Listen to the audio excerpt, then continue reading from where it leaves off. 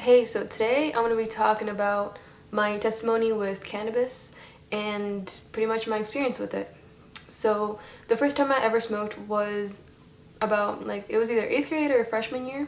I can't really remember, but it was with some neighborhood kids. And I remember the first time I tried it, I didn't feel anything at all. So, um, yeah, I don't remember smoking much around those times, but then my family, we moved to another state, and so I decided to try again. I was kind of getting started with the party life, I really, after seeing some shows on TV like Skins and whatnot that pretty much glorified, or in Jersey Shore as well, it pretty much glorified, that lifestyle. I really wanted that for myself, and of course that lifestyle included drinking and smoking. So, drinking, I mean, it was I feel like it was a lot more accessible than weed was, just because you can buy alcohol at the store, you can get somebody to buy it for you, but with weed it's like you got to know the right people. So I really sought after it my sophomore year at this point, and so I found this girl. She was older, and she sold it to me, and that was the first time that I pretty much took it home and smoked by myself. And well, I did actually feel something, and it was, I honestly, it was like the best feeling that I had ever felt at that time, and that was pretty much it. That's all it took to get me hooked. After that, I pretty much smoked every single day, multiple times a day. It was, yeah, it was excessive, but I thought it was just the best thing ever. Like, I loved it. It was like my main squeeze, and because I loved it so much, I met people that also smoked. And to be honest, it's kind of sad how a lot of people that I met, most of them smoked. It's so common, and I mean, it's advertised as this very harmless plant, but it kind of is a gateway drug. At least for me it was, because it definitely did lead to some other harder things. So I remember that I loved smoking so much that unfortunately, I got some of my friends on it that had never smoked. I got some family members to do it as well. And I don't know, I just thought it was so amazing. I was obsessed with this thing. So, yeah, throughout my high school years and college, I would just smoke every single chance I got. Now, around maybe 19 years old or 20, I had a bad experience with it. I don't remember exactly why, but I think I was around some people that weren't really, looking out for my best interest, and so whenever I smoked, I would just remember those memories, and I would just get such into a very dark headspace, just of anxiety, of regret. And so I kind of told myself, okay, I'm taking a break for a while, and so I did, and it was kind of amazing, because I had never ever even thought about taking a break, and nobody even told me. I just kind of did it for myself. But I mean, I didn't really have a reason to stop besides just that bad experience that I had. So it really didn't take long for me to start back up again and slowly start incorporating that into my life. And so there I was again. Started to smoke every single day, and I would always get in trouble for it, because my dad didn't like that I smoked, and understandably, parents, what parent would want that for their kid? And so I still did it anyways. And what else? A lot of things happened, and I was in a very bad financial situation. But just so you can see how strong this addiction is, even though I sometimes didn't really have to eat, I would make sure that I had for weed. And yeah, a lot of people might think that it's not physically addicting, but I mean, if you think about it, it is addicting overall, because if it's emotionally addicting, it's gonna cause you to physically smoke it. You know what I mean? If it causes you to if it's a habit, habits are really hard to break, and it becomes a really, really bad habit. I thought to myself, before quitting, I was just like, this is so good, why do I have to keep depending on this? Why do I have to keep coming back? Why do I have to keep wasting my money on this? And so when I started to learn the truth about Christ and what God wants from us, I started to kind of open my eyes to weed. And so I knew that like there's some things that are sins that are non-debatable, like fornication, lying, stealing, all that is like non-negotiable. Like we know that it's a sin and that we shouldn't do it, right? But with weed, because it doesn't like explicitly it doesn't like obviously say in the Bible, it doesn't say like don't smoke weed, right? So I didn't know, I wasn't sure if it was a sin or not, because there is a community of Christians out there. I searched YouTube, I searched like Google, all that. There is a community out there of Christian weed smokers. And at first I was like, okay, see, like these Christians say it's okay, and like there was this one video of these Christians getting together at a house to do like a Bible study where they would smoke and read the word and stuff like that. And that's what I was doing. I was smoking, reading the word and stuff like that. And somebody told me like, oh, if you can smoke and read the word, like, yeah, that means you're very strong because it's intense. And I was like, yeah, I guess I can see that. And also there was some other not really, I guess you could say teachers, like faith-based YouTubers that had some videos pertaining to weed, but I feel like they were like tiptoeing around the subject in a way to not really offend people. Like there was this one person who was saying like, if I have some friends that smoke and I ask them how much they spend, and they spend about $1,000 a week on this, and it has me thinking like, if it's if you're spending so much on this, is it really worth it? And he was also saying like, you can't judge a weed smoker, but yet you're a glutton, you're gluttonous, whatnot. And he would kind of say things like that, but he wouldn't straight out say smoking is a sin. Like it's a sin, like you're literally putting something external in your body that it's not good for your body. You're destroying your temple, the temple of the Lord. And so it took me a while to stop, to be honest. It took me a while because I was just like, I just didn't know. And it was just, it was kind of unfortunate that like people are scared to offend people, and they don't say what it is, you know what I mean? They try to kind of sugarcoat things, and that's horrible because you can literally be leading someone to hell by not telling them the truth, And then a couple times I heard this person's testimony. I think his name's like Nick or something. He was a big internet person, but he was saying his testimony and saying how he quit smoking weed because it was sorcery. And I don't know what I really thought about that. I couldn't understand why that was, but I just continued doing it. I didn't really take it seriously until I came across this this YouTube channel.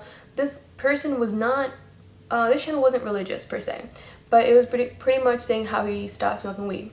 And he was saying that I'm sorry, the vacuum just turned on, but he was saying that he stopped smoking because pretty much his productivity, it was suffering because of it, and he wanted, clarity of mind and all that, and he just, it was just a positive life change that he was doing. He wanted to take that habit out of his life, and he was doing this, and he didn't really mention God. Like God wasn't the primary reason that he quit smoking. So I just thought to myself, like, if he can quit and it's not even because of the Lord, it's not even because of the sin, then why can't I? You know what I mean? And I do want to quit because of the Lord.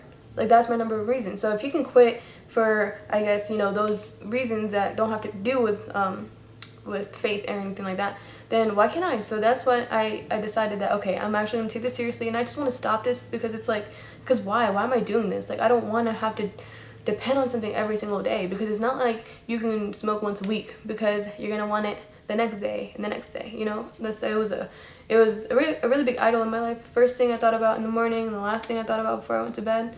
And then throughout the day, I had to do it a lot. So I was just kind of getting sick and tired of it. And so I started to kind of wean off of it. And it worked for a while.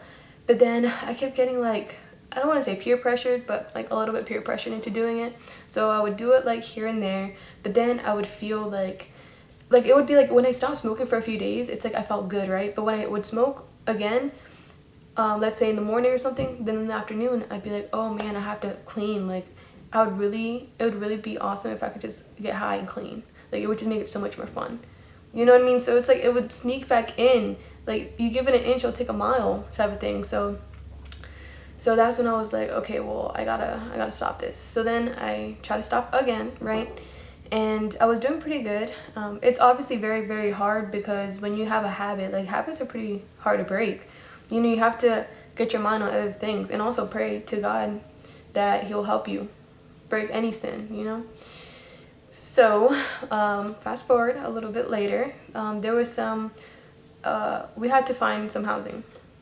And basically I had this friend that was helping me out, and I remember that okay, I'm sorry, I'm trying to remember, but it was, something happened where this housing thing didn't work out. So I was very like sad about it, like very, very sad about it, because I was just like so sure that it was going to work out. And in the end, when it didn't, I was kind of devastated. I was so down.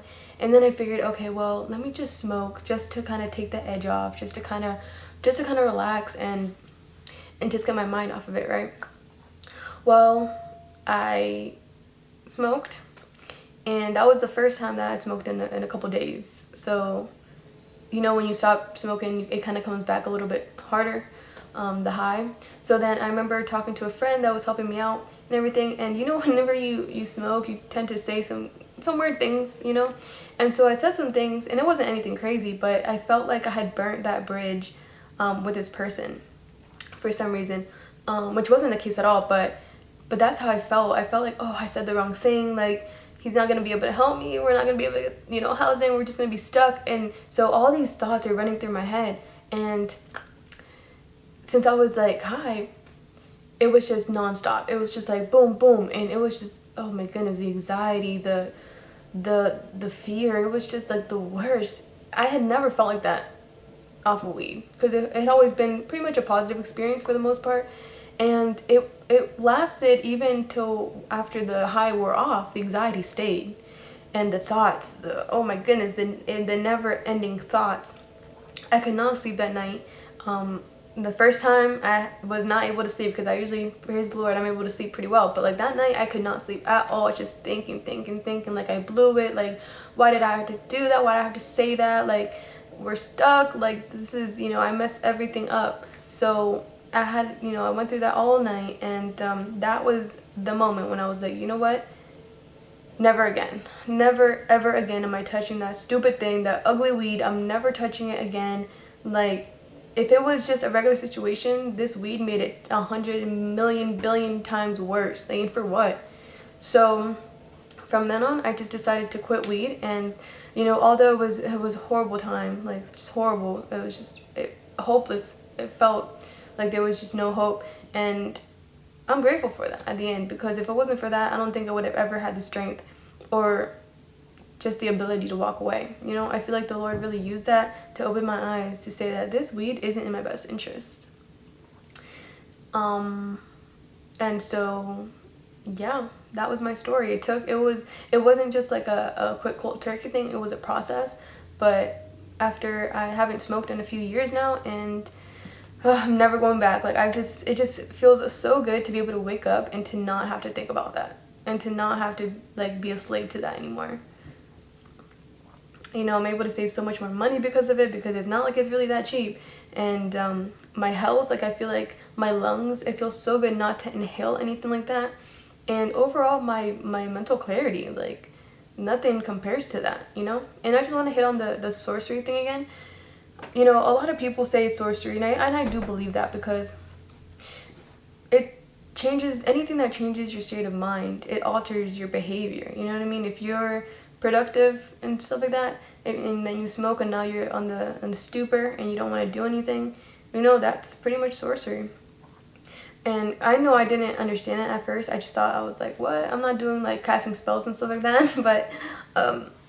But in the Greek word, I believe it's the word pharmakeios, I think, and it's like, it means pharmacy, so drugs, you know, alter the mind.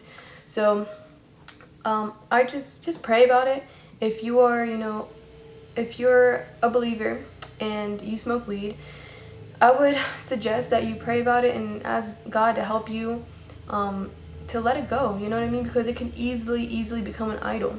Anything that we think about more than God can become an idol, you know? Even food, you know, although we need food to survive, if you overdo it, then it's gluttony, and that's a sin. So anything that we put over God, it becomes an idol, and it's a sin at that point. And so The good news is, though, that we can do all things through Christ that strengthens us, so he can help us through, and you know, he will if you just ask in faith. So I think that's all I have to say. Thank you so much for watching, and leave any comments if you have any questions or any stories of you overcoming, you know, any addictions or idols that you may have had in your life. And that's it for me. All right, thank you so much, and I'll see you next time.